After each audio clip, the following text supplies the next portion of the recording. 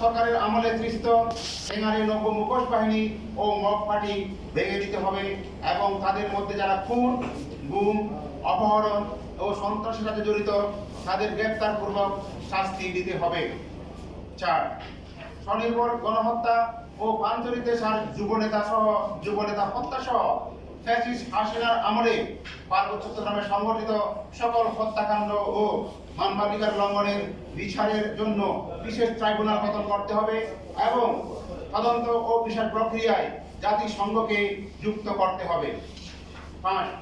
অবিলম্বে নির্দলীয় সৎ ও যোগ্য ব্যক্তিদের নিয়োগ দিয়ে 3 পার্বত্য জেলা পরিষদ ও পার্বত্য আঞ্চলিক পরিষদ গঠন করতে হবে। 6. অবিলম্বে বান্দরবানে চলমান ক্যারেন্স বিরোধী অভিযানের নামে বম জনগোষ্ঠীকে নিশানা করে জাতি নিধন অভিযান বন্ধ করতে হবে এবং শিশু ও নারী সহ আতঙ্কিত বমদের মুক্তি দিতে হবে। 7.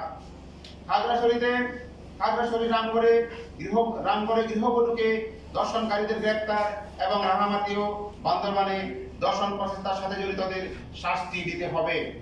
আর পার্বত্য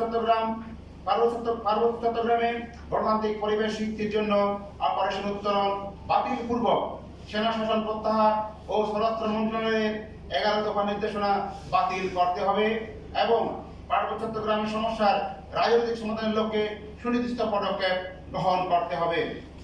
আপনাদের সবাইকে ধন্যবাদ।